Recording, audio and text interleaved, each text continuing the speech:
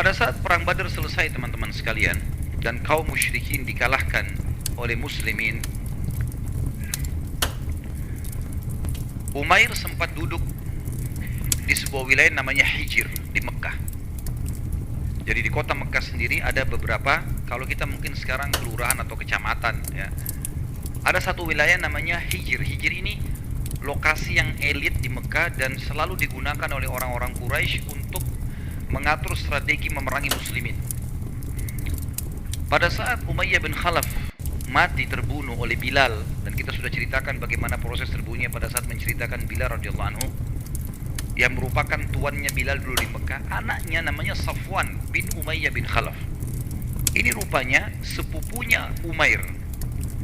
Jadi ayah Umair, Wahab ya, Umair bin Wahab ini bersaudara dengan ayahnya, dengan Umayyah bin Khalaf ini.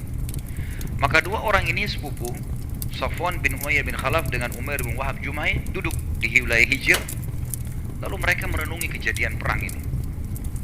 Apa yang sedang terjadi ini? Kok bisa sekian puluh tokoh-tokoh Quraisy, bukan orang biasa yang mati. Bahkan sebagian ahli sejarah mengatakan umumnya yang lolos dari pasukan Quraisy ke Mekah itu adalah orang-orang biasa semuanya. Budak-budak mereka, para kaum wanita, pesuruh-pesuruh, tapi semua tokoh masyarakatnya umumnya mati. Di antara yang bisa lolos hanya orang-orang ini, di antaranya Umair ini.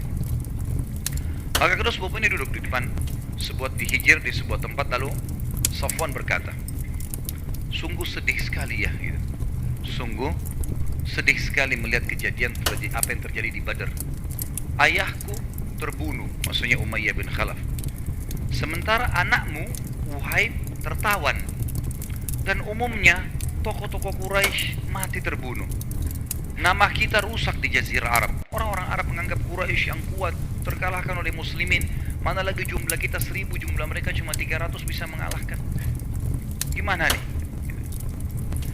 Maka Umair tiba-tiba berkata, wahai sepupuku, dia berkata kepada Safwan, kalau bukan karena hutang-hutangku yang banyak, kalau bukan karena aku membutuhkan seseorang yang bisa menaungi istri dan anakku, maka aku akan menghenuskan pedangku ini dan aku ke Madinah, lalu aku akan membunuh Muhammad. Aku akan membunuh Muhammad. Maka tiba-tiba Safwan menyambut pernyataan Umair tadi. Dia berkata, kalau begitu begini saja, anggap utangmu semua sudah lunas, saya bayarin. Keluargamu saya yang tanggung. Pergilah ke Madinah dan bunuhlah Muhammad.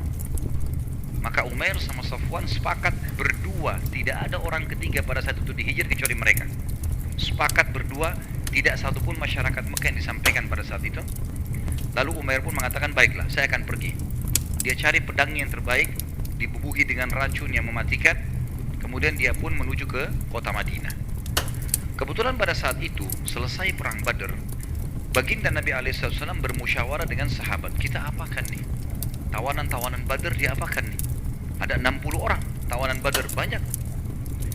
Ditanyalah beberapa orang sahabat, diantaranya Abu Bakar. Abu Bakar mengatakan, ya Rasulullah, kerabat kita, masih ada hubungan kerabat, artinya bebasin saja. Kalaupun mereka mau dihukum, maka suruh mereka bayar upeti. Lalu Nabi SAW balik ke Umar bertanya, hai Umar, apa pendapatmu? Kata Umar, ya Rasulullah, datangkan orang yang terdekat di antara mereka dari kerabatku yang ditawan nih, saya tebas lehernya. Datangkan yang terdekat kepada Abu Bakar, suruh dia tebas lehernya. Datangkan si fulan kepada si fulan, suruh tebas lehernya. Masing-masing bunuh kerabat terdekatnya. Kata Nabi SAW, kenapa Umar? Kenapa kok tegas sekali begitu? Kata Umar, ya Rasulullah, orang-orang ini keluar dari Mekah bawa pedang, keluar ingin memerangi Allah dan Rasulnya. Mereka bukan orang-orang yang zimmi, orang kafir yang tidak keluar perang. Ini keluar berperang, dan ini peperangan pertama kita bersama mereka. Maka harus kita tunjukkan ketegasan kita kepada orang-orang kafir. Rupanya Nabi SAW cenderung dengan pendapat Abu Bakar. Artinya, sudahlah, kita bayar upeti saja. Lalu Umar diam. Nabi SAW pun menjalankan keputusannya, dikirimlah orang ke Mekah untuk menyampaikan bahwasanya siapa yang mau nebus kerabatnya silahkan, boleh saja datang. Jadi kan, walaupun sebenarnya keesokan paginya Nabi SAW, saya sudah ceritakan di kisah Abu Bakar dan Umar radhiyallahu anhum ajma'in ini, Sebelum sholat subuh, Umar bin Khattab masuk masjid menemukan Nabi SAW bersama Abu Bakar sedang menangis. Maka Umar berkata, "Ya Rasulullah, wahai Abu Bakar, apa yang membuat kalian berdua menangis? Beritahukan kepadaku supaya saya ikut menangis." Karena nggak mungkin dua orang ini nangis kecuali pasti hebat luar biasa nih kejadiannya. Kata Nabi SAW, "Hai Umar, kalau turun azabnya Allah, kami semua kena kecuali kamu." Maka Umar menangis, "Kenapa ya Rasulullah? Ada apa dengan saya?" Kata Nabi SAW, "Allah telah turunkan firman-Nya yang menyetujui pendapatmu. Mestinya orang-orang ini bunuh semua. Tapi karena sudah terlanjur, Nabi SAW ambil keputusan, maka sudah. Gitu. Allah SWT sudah memaafkannya." Gitu. Ringkas cerita teman-teman, masyarakat Mekah sudah rame-rame menuju ke Madinah untuk menebus kerabat-kerabatnya. Nah, Umair menunggangi momen itu. Dia datang ke Madinah, menunggangi momen seakan-akan dia akan menebus anaknya. Tradisi orang dulu juga teman-teman sekalian, kalau dia menaruh pedang itu ada tempat-tempatnya. Kalau dia cuman model ya, biasanya ditaruh di bagian depan perutnya, diikat dengan tali. Kalau dia berjaga-jaga di pinggang kanan atau pinggang kirinya. Kalau dia mau membunuh itu ditaruh digantung di bagian punggung belakangnya, talinya terikat di depan lehernya. Umair menaruh pedang itu di punggungnya. Dia lupa karena dia terlalu semangat ingin membunuh Nabi SAW. Maka dia taruh di situ, dia nggak taruh di pinggangnya, gitu kan. Kemudian juga karena buru-buru ke Madinah, dia nggak bawa tebusan, dia nggak bawa sesuatu.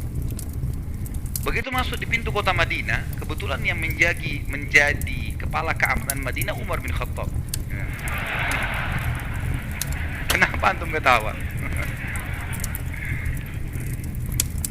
Begitu Umar lihat dia, langsung Umar berkata, "Umair bin Wahab Jumahi, syaitannya Quraisy."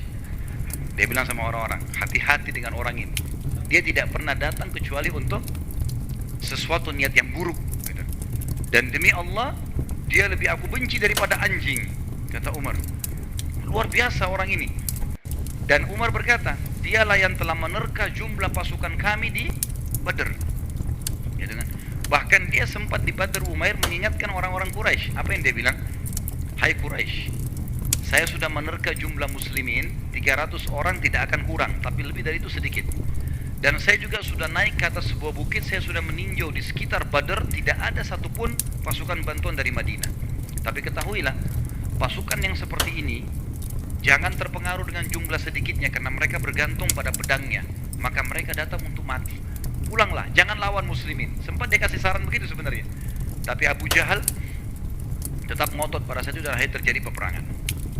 Maka Umar tahu, Umar mengatakan ini orang yang menebak jumlah kita, sehingga sempat orang-orang musyrik mengetahui jumlah muslimin yang tadinya memang dalam strategi perang tidak boleh tahu jumlah musuh, gitu kan, tidak boleh, kita usahakan jumlah kita tidak ketahuan. Maka Umar bin Khattab mengejar Umair. Umair berusaha cepat menunggang kudanya, tapi Umar sempat menangkapnya. Lalu Umar bin Khattab memegang batang lehernya, gitu. Dalam riwayat begitu. Umair walaupun dia strategi perangnya hebat, tapi Umar tidak bisa dikalahkan. Umar naik di atas kuda, kakinya sampai di tanah.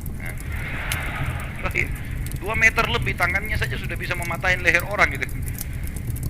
Maka dalam riwayatnya dikatakan Umar mencekik, memegang batang lehernya Umair, lalu menyeretnya mendekati Nabi SAW sampai ke rumah. Begitu sampai di dalam rumah Nabi SAW, Nabi lihat Umair lagi dicekik sama Umar. Ditanya, "Kenapa hai Umar?" "Ya Rasulullah, syaitannya Quraisy datang. Ini pasti niatnya buruk, gitu kan. Izinkan saya tebas lehernya." Kata Nabi SAW, "Biarkan dia hai Umar, lepaskan." Karena disuruh lepaskan, maka Umar pun melepas. Umair dalam kondisi dilepas seperti itu, dia masih ikut rasa takut karena Umar sudah ada di sebelahnya. Lalu Nabi SAW berkata, "Wahai Umair, kenapa kau datang?" Dia bilang, "Hai Muhammad, selamat pagi." Dia bilang begitu. Dalam bahasa Arab biasa sabah, ya. Kalau sekarang ditambah dengan khair, sabahul khair. Orang Quraisy biasa menyebutkan itu. Kata Nabi SAW, "Kami sudah digantikan dengan kalimat ucapan yang lebih baik, Assalamualaikum, keselamatan," gitu kan. Dia bilang, "Saya tidak tahu masalah itu." Kata Nabi SAW, "Kenapa kau datang?" Dia bilang, "Saya datang seperti datangnya orang-orang lain, ingin menebus anak saya Uhaib yang sedang kalian tawan," gitu kan. Kata Nabi SAW, orang yang datang mau menebus orang lain, yang ditaruh di lehernya harta, yang kamu taruh sekarang itu pedang. Jujur, kenapa kau datang? Ditanya lagi oleh Nabi SAW.